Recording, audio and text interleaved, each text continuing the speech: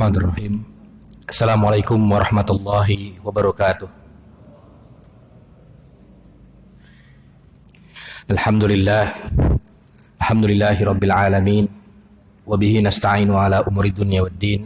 Salatu wassalamu ala nabiyyina Muhammadin wa ala alihi wa sahbihi ajma'in, amma ba'du. Allahumma allimna ma yanfa'una wa zidna ilman. Yang saya hormati pengurus DKM Masjid JGC, jamaah sholat maghrib yang dirahmati oleh Allah Subhanahu wa ta'ala.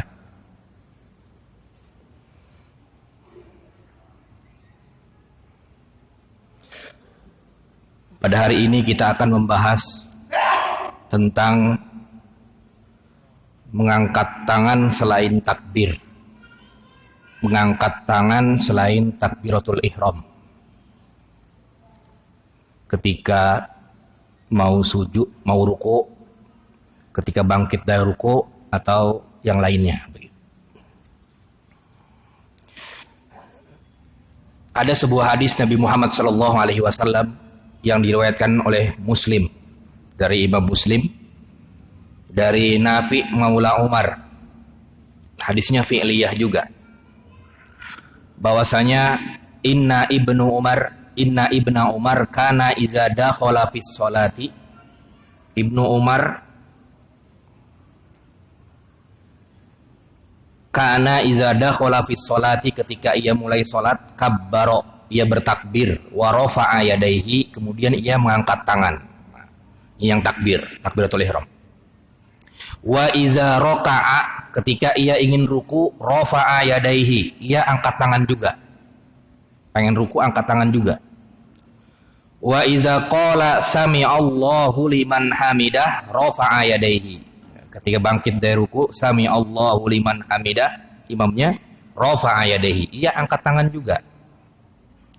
Wa idza qama minar raq'ati, rafa'a yadayhi. Ketika ia bangkit dari sujud, pengen ke rakaat selanjutnya, rafa'a yadayhi, ia juga mengangkat tangannya. Wa rafa'a dzalika Ibnu Umar ilan Nabi sallallahu alaihi wasallam. Ibnu Umar itu melakukan angkat tangan itu, ia melihat Nabi Muhammad sallallahu alaihi wasallam melakukannya. Artinya yang meriwayatkannya Nafi, kemudian Nafi punya guru Ibnu Umar. Nah, Ibnu Umar cerita kepada Nafi, pengen ruku, ia angkat tangan.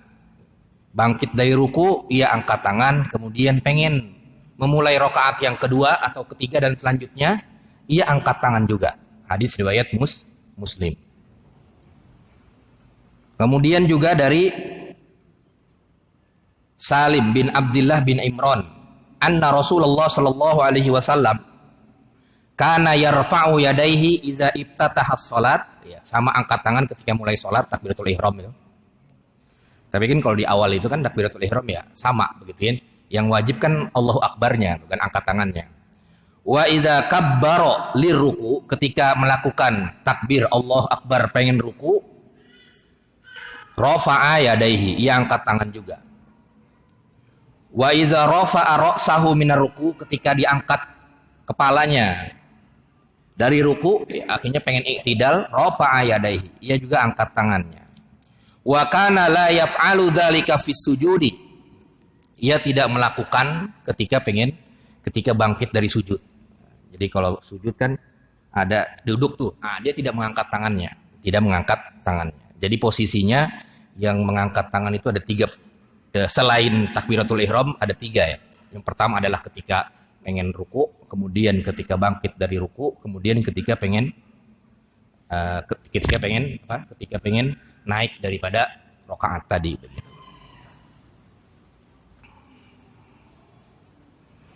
Kemudian yang kedua adalah doa rukunya.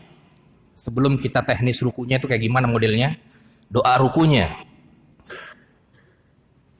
Doa ruku juga pertama adalah hadis riwayat Bukhari dulu ya. Dari Aisyah, qalat,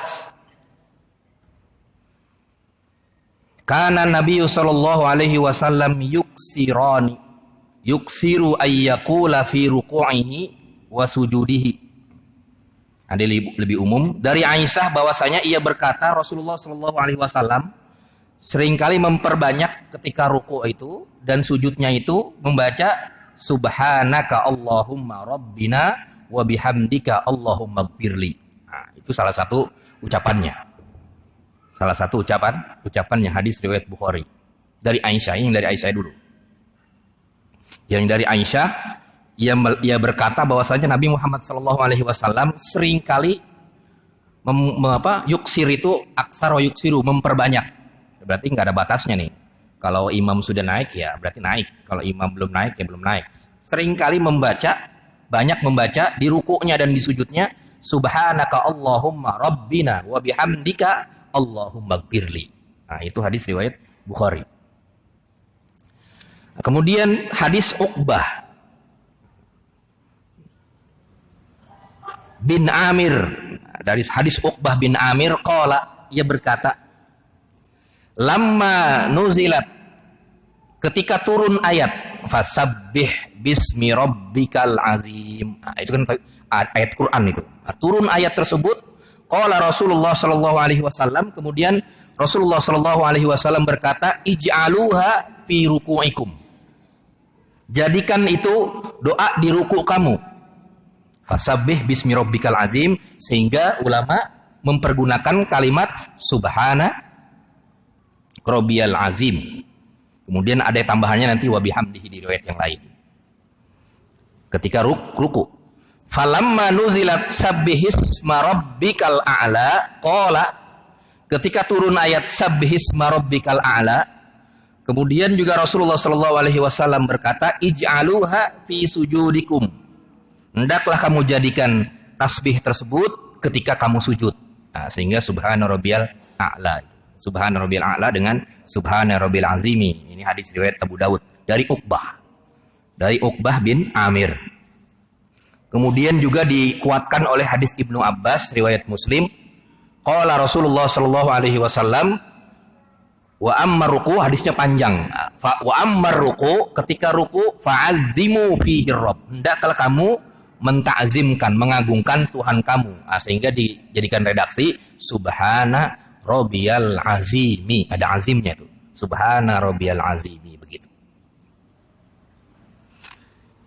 Kemudian hadis teksnya subhana rabbil azimi dari mana? Dari riwayat Muslim, Ibnu Mas'ud qala Rasulullah sallallahu alaihi wasallam idza raka'a ahadukum falyaqul, kalau kamu hendak ruku maka ucapkanlah subhana rabbiyal azimi. Kalau di riwayat Tirmizi ada tambahannya subhana rabbiyal azimi wa bihamdi, ada tambahan wa bihamdinya.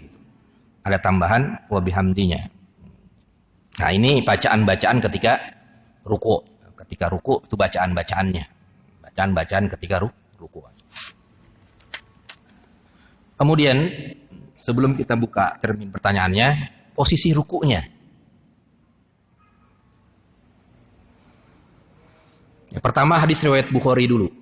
An Abi Humaid As-Sa'idi qala, dari Abi Humaid As-Sa'idi qala, ana kuntu ahfazukum li sholatir rasul.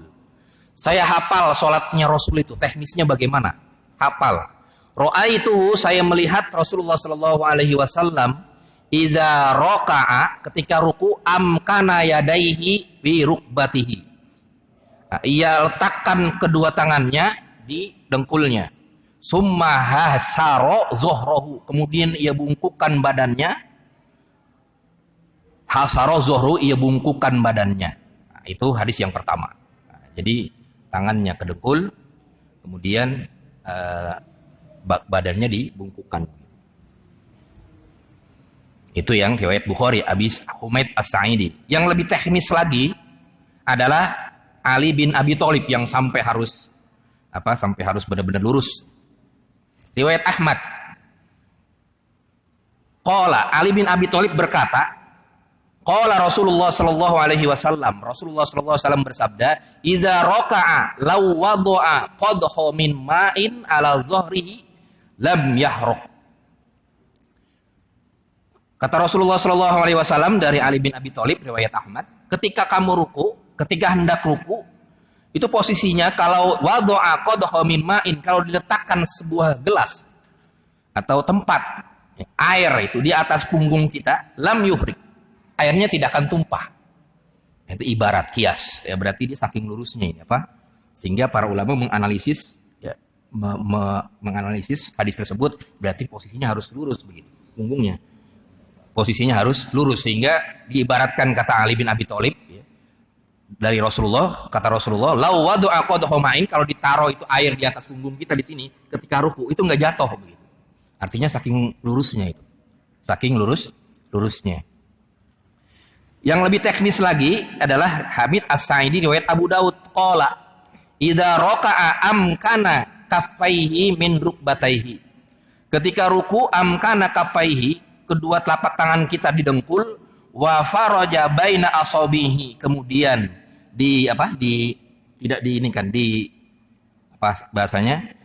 direnggangkan asabihi, jari-jarinya, summa hasara zuhrahu, kemudian punggungnya itu diratakan, ghairu mukni ra'sihi, tidak mendangak. Mukni itu mendangak kepalanya. Jadi kepala dengan apa? Kepala itu dengan punggung itu sama begitu. Nah, begitu. Jadi enggak dangak begini, enggak punggungnya begini, enggak begitu. Jadi kepalanya itu sama dangak. Enggak dangak begitu maksudnya. Ghairu mukni ra'sihi. Jadi punggung, kepala itu sejajar. Ini yang lebih teknis. Jadi sejajar semua. Punggung, kepala sejajar. Jadi kepalanya enggak begini. Kalau begini kan dangak berarti kan? Enggak menak, tapi kepalanya madep ke bawah begitu. Nah, sehingga kepala dengan apa? Dengan punggung sejajar. Sejajar. Kemudian yang lebih teknis lagi hadis riwayat Muslim dari Aisyah. Aisyah juga pernah melihat Rasulullah ruku. An Aisyah qalat, ia berkata, kana Rasulullah sallallahu alaihi wasallam iza raka'a, ketika ia ruku, lam yusakhit ra'sahu, tidak mendengakkan, bendengak begini ya, tidak mendengakkan kepalanya begitu. Jadi enggak rata nanti. Walam yusabhibhu, dan tidak merendahkan terlalu rendah. Jadi enggak terlalu begini banget. Jadi nyorong begini. Kemudian enggak begini banget, tidak begini. Jadi agak rata. Walakin baina zalik, akan tetapi di antara keduanya. Berarti harus rata. Nah, ini yang dijadikan dalil daripada punggung itu harus rata dengan kepala. Jadi enggak terlalu dongak begini, enggak terlalu ke bawah juga begitu. Enggak terlalu ke bawah juga. Nah, kemudian yang terakhir, An Abi Humaid As-Sa'idi qala kana Nabi sallallahu alaihi wasallam idza raka'a amkana kaffaihi min rukbataihi wa faraja baina asabihi. Posisi tangannya itu dibuka. Posisi tangannya dibuka. Baik, sampai di sini ada diskusi tafadhol tentang mengangkat tangan dan posisi rukunya begitu. Kemudian nanti permasalahannya adalah bagaimana hukumnya ketika posisi rukunya tidak seperti yang dicontohkan. Misalnya rukunya itu kita ngelihat rukunya ada orang gitu ngelihat rukunya begini begitu. Apakah sah atau tidak? Dalam ilmu fikih sah salatnya karena bukan termasuk rukun salat. Jadi kalau dalam ilmu fikih itu salat seseorang tidak sah kalau rukun-rukunnya tidak dijalankan. Takbir, Allahu Akbar, Al-Fatihah, rukunya, bukan teknis detailnya itu. Nah, kalau itu tidak dijalankan, maka tidak sah sholatnya. Tetapi kalau yang teknis begitu, teknis banget begini, nah itu bagaimana kalau orang tersebut misalnya posisinya nggak seperti yang kita ketahui ini, mungkin dia baru belajar begitu. Yang menjadi kewajiban ya harus diajarkan sesuai dengan fi'liyahnya, sesuai dengan ya, hadis yang kita terima dari sahabat-sahabat tadi. Kan semua hadis fi'liyah. Sahabat melihat, Abi Humaid melihat, kemudian Aisyah melihat, Ali bin Abi Thalib melihat Rasulullah ketika ruku sejajar begitu. Itu kan semua dari hadis fi'liyahnya. Nah, berarti kewajiban kita adalah mengajarkan kepada jamaah supaya sama begitu. Artinya ruku seperti itu begitu. Nah, kemudian kalau dalam ilmu fikih, para ulama berbeda pendapat tentang ketika ia tidak sama dalam konteks ini, teknisnya. Ada yang berpendapat seperti Imam Abu Hanifah, kemudian Imam Malik, mengatakan bahwasanya hadis fi'liyah itu adalah merupakan kewajiban juga dan zahiriyah. Artinya, ya, kalau misalnya enggak lurus begitu, maka tidak sah sholatnya. Karena fi'liyah disamakan dengan qauliyah. Jadi ijtihadnya adalah, hasil analisisnya adalah qauliyahnya Rasul dengan fi'liyahnya Rasul itu statusnya sama. Ketika Rasulullah bilang begini, kemudian Rasulullah melakukannya, yang direkam oleh sahabat itu statusnya sama, berarti sama-sama harus kita lakukan. Kalau tidak, berarti tidak sallu kama ra'aitumuni usolli. Berarti tidak seperti yang sholat yang Rasulullah ajarkan, artinya yang Rasulullah ini kan kepada kita. Sehingga ada sebagian mazhab yang mengatakan bahwasanya fi'liyah pun termasuk kewajiban. Termasuk kewajiban, artinya kalau dia tidak melakukan itu, bagi orang yang tidak tahu, dia dalam tahap belajar, artinya harus diajarkan kepada para guru-gurunya begitu. Tapi bagi yang sudah tahu kemudian ia tidak seperti itu, maka dia dikatakan tidak tatim, tidak sempurna sholatnya. Tapi bukan tidak sah, tapi tidak sempurna sholatnya. Tidak sempurna sholatnya. Karena tidak seperti yang benar-benar teknisnya diajarkan oleh Rasulullah SAW yang dilihat oleh para sahabatnya. Begitu. Yang dilihat oleh para sahabatnya. Nah, kemudian yang selanjutnya adalah ada sebagian kita yang ketika i'tidal bangun dari ruku, dia meletakkan kedua tangannya di atas perut. Ada ya kalau kita lihat ya misalnya ketika i'tidal kemudian ya bangun dari ruku, Allahu Akbar, dia bukannya di sini malah di perut lagi begitu ya. Malah di perut lagi. Artinya posisinya sama seperti ketika baca Fatihah sama ketika baca surat. Kan begini kan, kalau baca Fatihah baca surat kan tangannya keduanya di sini. Nah, tangan kanan, kemudian tangan kiri di sini. Kalau ketika baca surat Al-Fatihah dan baca surat yang lain tuh setelah Al-Fatihah. Nah, kemudian kalau posisinya i'tidal begitu, ada sebagian kita yang meletakkan tangannya itu di atas sama seperti posisi yang awal tadi. Apa dalilnya? Dalilnya adalah hadis umum daripada Wa'il bin Hujr. Qala, ra'aitu Rasulullah sallallahu alaihi wasallam. Saya melihat Rasulullah sallallahu alaihi wasallam ketika berdiri di dalam salat, qabadha biyaminihi ala simalihi. Ia meletakkan tangan kanannya di atas tangan kirinya. Nah, kalimatnya kana qaiman, ketika dia berdiri. I'tidal berdiri tidak? Berdiri juga. Membaca Fatihah berdiri tidak? Berdiri tidak. Sehingga mengambil hadis umum ini bahwasanya pokoknya ketika Rasulullah SAW, kata Wa'il bin Hujr, saya melihat Rasulullah SAW ketika ia berdiri di sholat, dia meletakkan kedua tangan kanannya di atas tangan kirinya. Nah, itu yang dijadikan dalil bagi sebagian kalangan, sebagian ulama yang ketika i'tidal pun dia tangannya tetap dia bersedekap lah begitu. Tangan kanan di atas tangan kiri sama seperti posisi awal. Itu yang dijadikan dalil umum. Nah, tapi menurut jumhur ya seperti Syafi'iyah dan lain sebagainya, dia tidak seperti ini. Kenapa sebabnya? Karena hadis ini adalah ditakyid ya. Dari hadis yang lain. Artinya hadis ini adalah qaimannya ketika membaca Fatihah dan juga ketika membaca surat, bukan ketika i'tidal. Itu sebagian ulama yang menafsirkan seperti itu. Ini gara-gara izakana qaiman tadi. Qaimannya qaiman yang mana nih? Berdirinya apa? Semua berdiri kan sama berdiri juga begitu. Nah, itu akhirnya ditafsirkan oleh sebagian ulama, i'tidal pun berdiri. Nah, sehingga sama begini juga begitu. Nah, itu yang dijadikan dalil oleh sebagian ulama. Baik, sampai di sini ada diskusi tafadhol.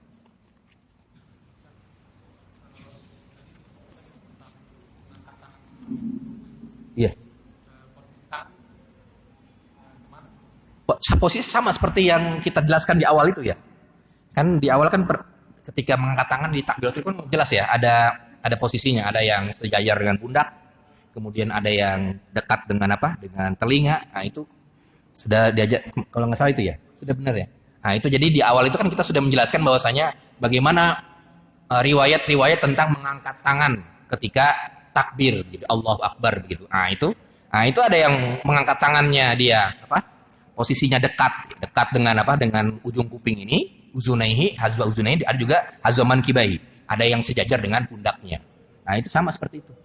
Sama seperti itu teknisnya.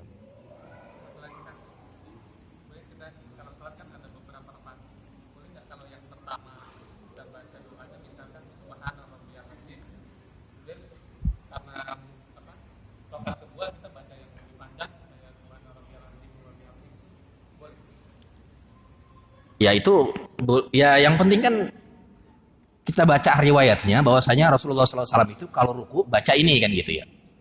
Kemudian ada riwayat lain Rasulullah ketika ruku membaca ini gitu. Yang panjangan tadi Allahumma firlinya ada wa bihamdihinya.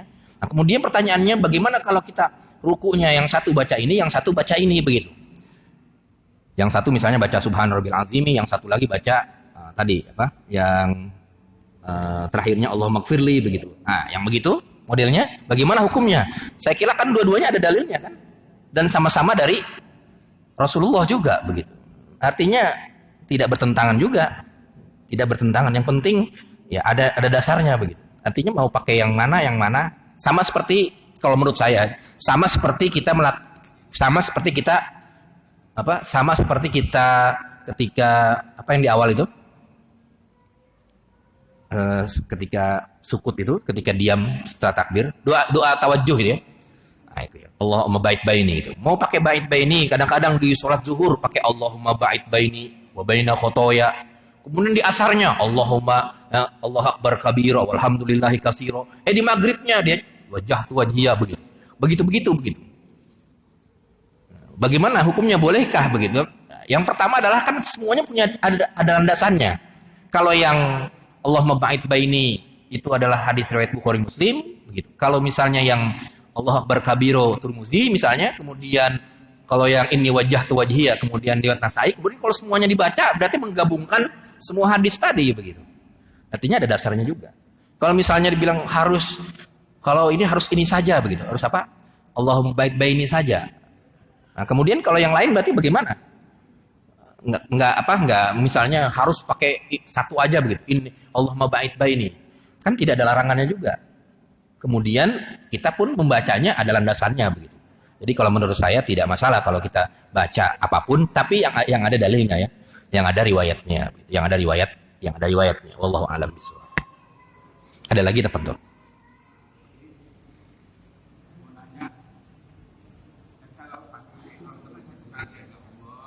Iya.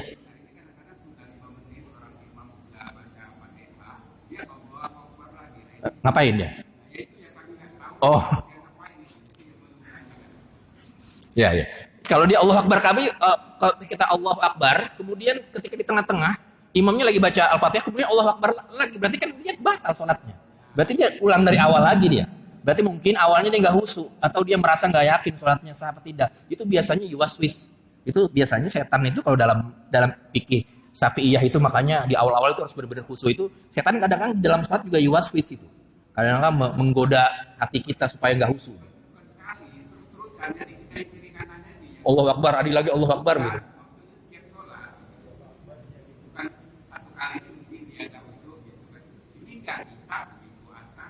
Oh iya, ya berarti diajarkan sama beliau ya orang tersebut berarti dia kehusuannya itu harus diperbaiki. Artinya ya seperti itu ya supaya nggak ganggu juga nih orang Allah Akbar lagi ngapain gitu, orang kan sampingnya bingung juga.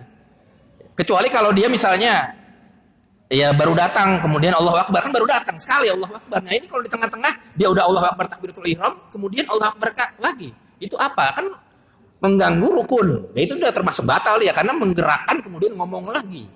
Ngomong yang bukan di dalam sholat begitu. Kan kita ngomong misalnya kata Allah Akbar, kita ngomong saya pergi ke sini, ya batal sholatnya. Karena mengomong atau qaul ucapan yang bukan ada di dalam sholat, ya batal sholatnya. Walaupun dia takbir Allahu Akbar gitu, ketika misalnya dia dibaca misalnya di terakhir misalnya ketika ihdinas siratal mustaqim gitu kan, atau misalnya ada ayat-ayat yang menggugah hatinya begitu kan, sehingga dia takbir Allahu Akbar begitu kan. Nah, saya kira tidak, dia batal itu sholatnya. Kenapa? Karena ya di luar daripada ya ucapan yang ada di dalam sholat begitu. Nah, misalnya saking ininya dia misalnya imam membaca surat Al-Anfal gitu kan, surat jihad gitu. kemudian dia tahu artinya, kemudian dia Allahu Akbar begitu kan, teriak begitu. Kalau saya pribadi ya batal sholatnya. Kenapa? Karena mengucapkan walaupun takbir, tapi mengucapkan di luar kata-kata di dalam sholat. Begitu. Kan jelas kata-kata sholat itu artinya dimulai dengan takbir, kemudian baca ini sampai dengan salam, assalamualaikum. Itu yang teknis daripada sholat. Kalau ada ucapan-ucapan dari luar, walaupun bahasa Arab bagus kalimatnya, masukin ke dalam sholat, ya kalau saya pribadi termasuk batalat sholatuhu, batal sholatnya. Ya tadi berarti dia orang tersebut ya berarti keraguannya harus diperbaiki. Allahu a'lam, harus perbaiki. Habis itu Allahu Akbar lagi begitu. Allahu Akbar lagi.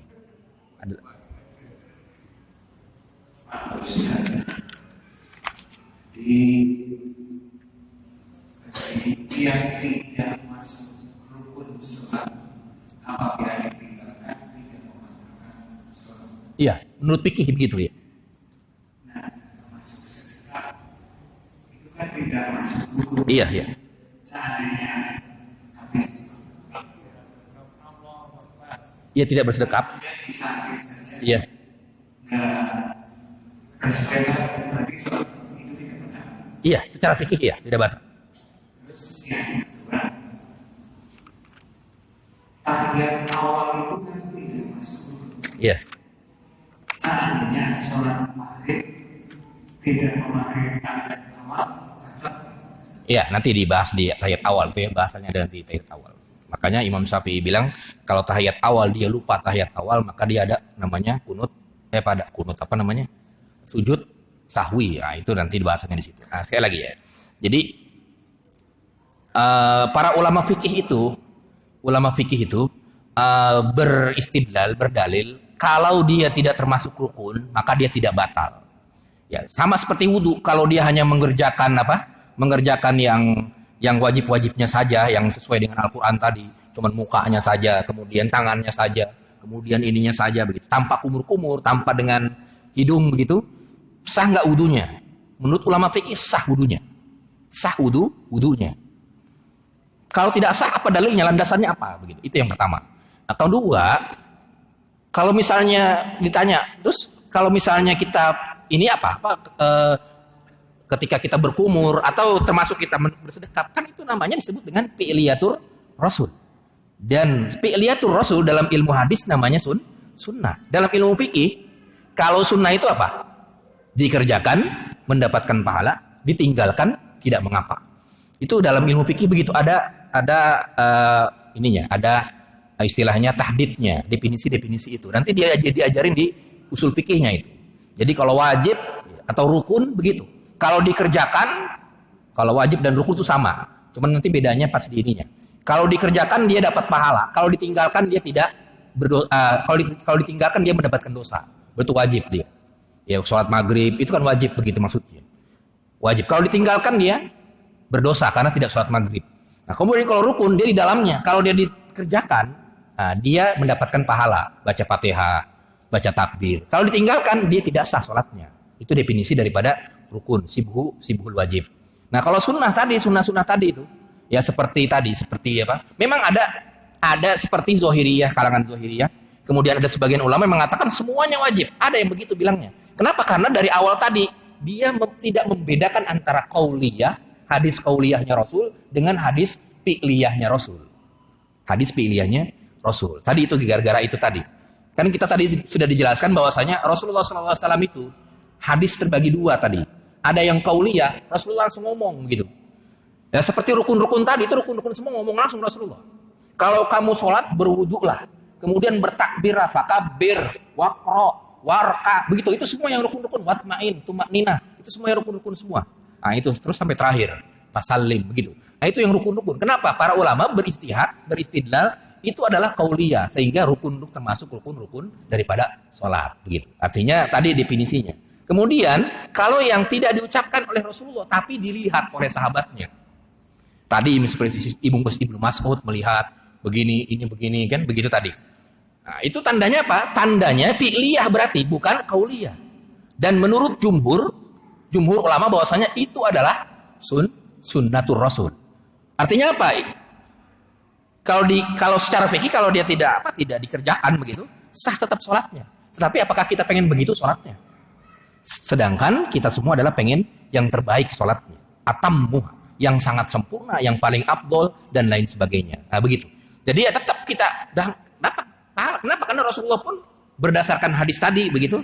Hadis-hadis tadi itu yang fi'liyahnya Rasulullah bersedekap. Rasulullah bertakbir. Rasulullah begini dan lain sebagainya begitu. Ah, begitu maksudnya. Jadi itulah yang dikatakan bahwasanya itu namanya rukun, itu namanya wajib, bukan rukun sunnah. Tapi memang ada sebagian ulama seperti kalangan Hanafiyah dan juga kalangan Zahiriyah. Abu Daud Al-Zahiri, kemudian Ibnu Hazm yang mengatakan semuanya rukun, wajib semua. Semuanya harus dilakukan. Artinya ya semuanya. Kalau misalnya tidak bersedekah, kalau tidak begini berarti dia tidak sah. Ada yang mengatakan demikian. Karena apa? Karena dia tidak menyamakan antara kauliyah dengan fi'liyah. Kauliyah dengan fi'liyah tadi. Nah, kemudian nanti masuk ke mana yang tadi yang tahiyat awal tuh ya. Tahiyat awal nanti kita bahas di pertemuan selanjutnya. Itu karena tahiyat awal itu bahasan panjang tuh ya tentang masalah tahiyat awal itu. Nanti bentuknya bagaimana, kemudian teknisnya, bacaannya, termasuk kalau dia lupa. Nanti ada hadisnya itu. Ketika Rasulullah ada seorang sahabat yang lupa begitu, lupa tahiyat awal dia diri lagi, itu nanti ada hadisnya. Makanya yang dijadikan dalil oleh Imam Syafi'i adanya sujud sahwi bagi kalangan Syafi'iyah. Itu nanti bagi kalangan Syafi'iyah. Bagi kalangan Syafi'iyah. Ada lagi betul nanti Pak ya, nanti kalau yang sujud apa? Tahiyat dua duduk di antara dua duduk di awal Pak ya. Bukan di akhir, duduk di awal. Gimana kalau kan yang ada sunah kan? Iya. Kalau yang kadang-kadang yang nggak ada sunahnya, gimana misalnya sebelum sholat itu dia ini tuh. Sebelum sholat. Yang ada juga pas tahiyat akhir, dia ketika salam mengeluarkan tangannya ke kanan, terus ke kiri, itu kan nggak ada sunahnya. Iya, baik.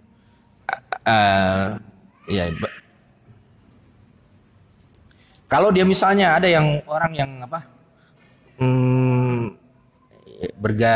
istilahnya begini dan sebagainya, saya kira tidak ini ya, tidak keterangannya tidak ada juga keterangan begini apa keterangannya. Memang dalam hadis memang rafa'a yadaihi, ia mengangkat tangan gitu kan. Kemudian begininya kan enggak ada teksnya juga. Yang ada adalah teksnya ketika mengangkat tangan pas sejajar dengan ini, kan begitu bunyinya. Atau sejajar dengan pundak, begitu. Kemudian pas ketika tengah tangannya, begitu.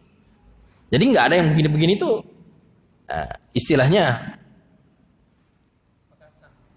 maksudnya di luar sholat itu. Di luar sholat atau di dalam sholat? Hah? Di luar sholat itu ya, di luar sholat bukan di dalam sholat. Kalau di dalam sholat berarti begitu ya. Ya itu berarti nanti dia bergerak-gerak di dalam sholat. Masuknya bergerak-gerak. Nanti bahasanya nanti di mubtilatis sholat. Bab membatalkan sholat itu ada al-harokatul kasiro. Ada namanya gerakan-gerakan yang banyak. Kalau gerakan sedikit itu tidak membatalkan, seperti satu anggota badan. Atau misalnya gerakannya misalnya hanya satu ini saja, misalnya ya seperti kita kalau dalam tahiyat akhir nanti dijelaskan tuh ada yang begini-begini gerak-gerak gitu kan, bergerak-gerak tapi dia hanya satu aja yang bergerak-gerak.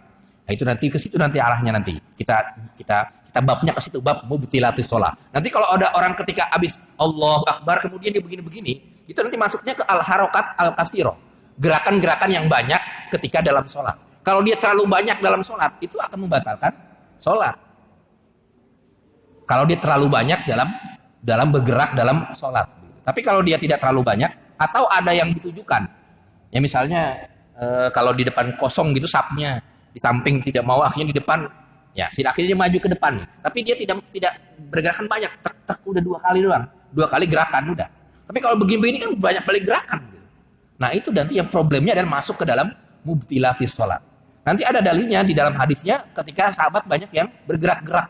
Nah itu yang nanti masuk ke dalam bab mubtilatis sholat, membatalkan sholat. Artinya kalau misalnya digerak-gerak di dalam sholat kemudian digerak-gerak begini gerak-gerak begitu, kan itu namanya gerak-gerak banyak. Dan kalau gerak-gerak banyak berarti dia bisa membatalkan sholat. Nanti babnya ke situ nanti. Karena yang membatalkan sholat banyak. Di antaranya adalah ngomong, kemudian al-harokatul kasiroh. Itu nanti ada di bab mubtilatis sholat. Di bab tentang membatalkan sholat. Nah kemudian kalau misalnya dia seperti ya gerakan-gerakan yang tidak seperti fi'liyahnya gitu kan. Ya misalnya nanti ada di hadis misalnya teknis ketika tahiyat akhir bagian posisi apa? Posisi telapak tangan kita di paha atau di mana begitu kan. Kemudian ia menyelisihi apa? Menyelisihi fi'liyahnya begitu. Mungkin dia bergaya lagi. Nah itu nanti maksudnya kemana dia? Maksudnya dia tidak, apakah dia itu punya landasan atau tidak begini. Kalau dia nggak ada landasannya berarti tidak mengikuti sunnah. Kalau dia misalnya, ya kayak misalnya, ya dia begini misalnya, begini. Kemudian tidak ada landasannya sama sekali. Kira-kira apa kira-kira ininya? Apa dasarnya orang tersebut gitu? Apakah dasarnya isyari atau apa begitu? Nah itu juga harus diteliti juga. Tapi kalau misalnya dia malah menyelisihi begitu. Malah menyelisih. Kayak misalnya takbir Allahu Akbar, kemudian dia ganti menjadi kalimat yang lain, kan juga menyelisihi juga nanti termasuk itu. Dan juga masuk mubtilat karena ngomong. Nah ini bergerak tapi sekali bergeraknya tapi sekali.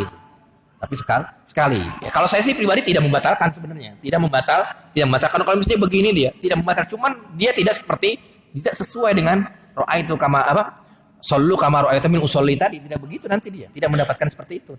Kalau dia malah menyelisih begini misalnya. Ketika takbir bukannya begini, malah dia begini misalnya. Begini Allah begitu. Malah begini begitu. Padahal madda muddan begitu kan harus begini dalam hadisnya. Malah begini dia. Kira-kira bagaimana? Berarti dia masuk babnya ke bab yang menyelisih sunnah. Ke situ nanti babnya berarti. Bukan bab tentang batal sholat atau tidaknya, tapi bab tentang menyelisih sunnah. Dia malah begini. Itu tujuannya apa? Apakah untuk menyelisih sunnah atau bagaimana? Nah, ini nanti ke situ babnya.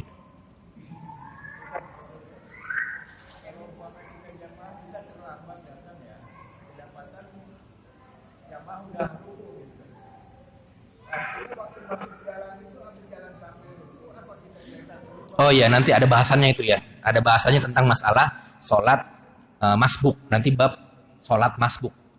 Setelah ini nanti ada bab sholat masbuk. Nah itu nanti ada bahasannya. Pernah kejadian ada bahasanya begitu, apakah rukunya dari sana begitu atau tidak. Nah itu nanti ada bahasanya, nanti insyaallah di pertemuan yang akan datang akan ketemu juga tentang bab sholat masbuk, termasuk sholat masbuk itu. Type itu ya. Ada lagi sebelum kita lanjut?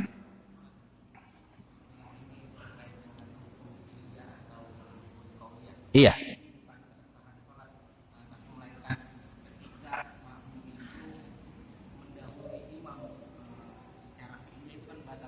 Iya, nanti di.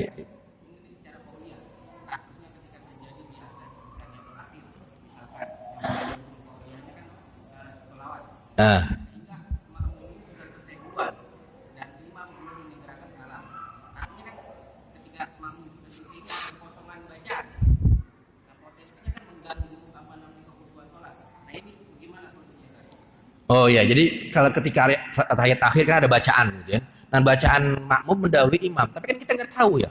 Kan imam itu membacanya kan nggak jahar. Ya benar nggak? Nggak jahar. Dia ketika imam itu baca at-tahiyatul misalnya, barakatus salawat itu nanti ada banyak itu ininya. Lapas-lapasnya yang berbeda-beda juga gitu. Nah, itu misalnya at-tahiyatul barakatus terus kan. Nah, kemudian kan imam bacanya kan sir.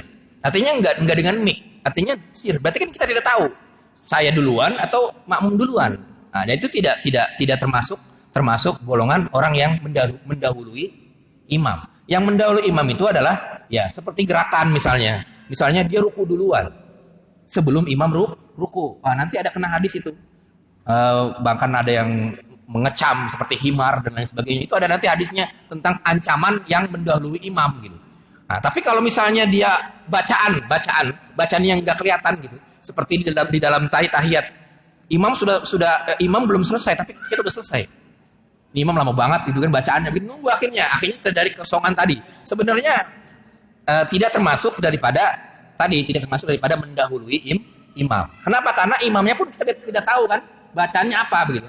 Kalau misalnya imamnya bacaannya jahar, bareng-bareng berarti nanti kan. Dan itu juga tidak terjadi begitu kan. Tapi kan bacaan imam sir, tidak kelihatan. Artinya ya mau imam duluan, mau makmum duluan itu tidak terjadi tidak terjadi masalah. Tidak masuk bab mendahului imam. Yang masuk bab mendahului imam nanti akan kita bahas nanti di pertemuan yang akan datang. Itu nanti babnya nanti misalnya ketika ia mendahului ruku atau dia takbir duluan, imam belum takbir, belum Allahu Akbar, kita udah Allahu Akbar duluan. Apakah sah atau tidak? Itu nanti masuknya ke situ nanti.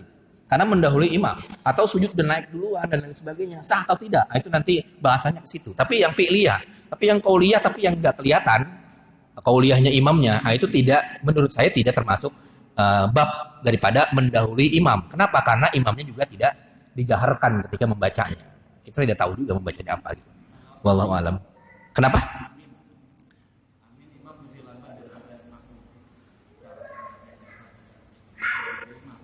Bareng ya.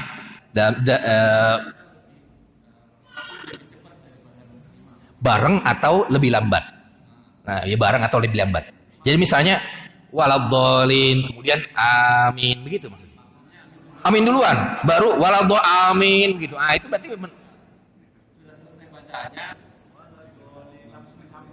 amin. Imam baru amin gitu ya. Itu nanti dilihat di posisi di bab tentang mendahului imam yang qauliyah dan fi'liyah. Qauliyah dan fi'liyah ada di babnya di depan nanti ada. Itu ya. Ada lagi diskusi tafadhol? Iya.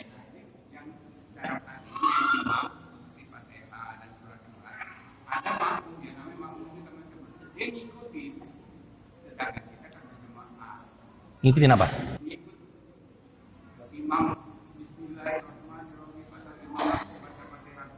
Alhamdulillah. Dia ngikutin, dan kita kiri kanan dengar.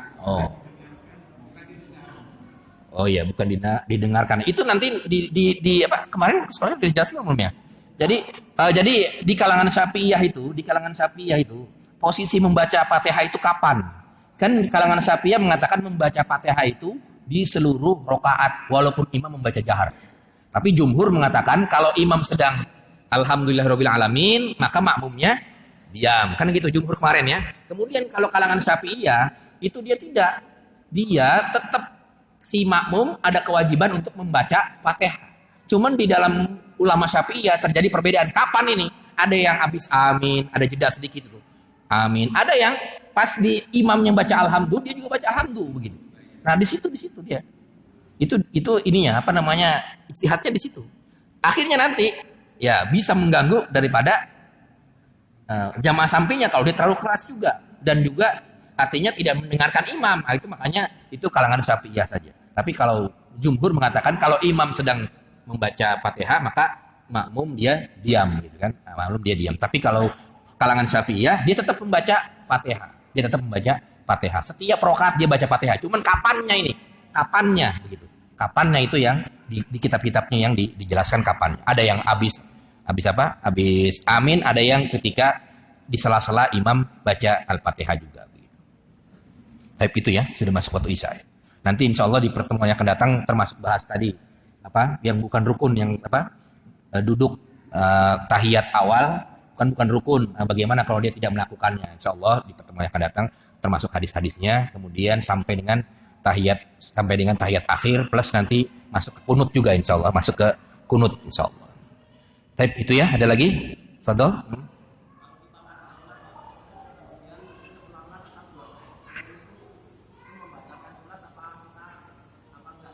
Kalau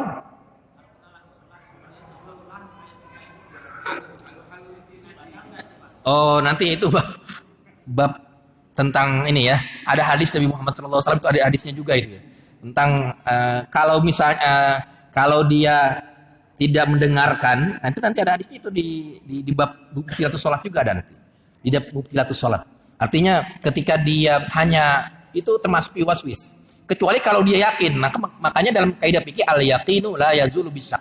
Jadi kalau dia yakin, misalnya kok angin, dia yakin baru dia batal. Tapi kalau misalnya dia hanya spekulasi, misalnya kan perutnya begini-begini, itu di dalam hadis dijelaskan itu diteruskan sampai dia yakin bahwasanya dia keluar angin. Kalau dia nggak yakin baru di angan-angan doang begitu, itu lagi waswis. Setan lagi berusaha untuk mengganggu kehusuan kita. Nah itu nanti di bab itu nanti, insya Allah dilakukan. Baik itu ya, mudah-mudahan bermanfaat ya. Mudah-mudahan bermanfaat. Kalau ada kata-kata yang salah nanti tanya dari saya sendiri. Nanti kita akan lanjutkan mengenai tahiyat awal sampai dengan akhir beserta kunut. Marilah sama-sama kita tutup dengan membaca doa kafaratul majlis. Subhanakallahumma bika asyhadu an la ilaha illa anta astaghfiruka wa atubu ilaik. Assalamualaikum warahmatullahi wabarakatuh.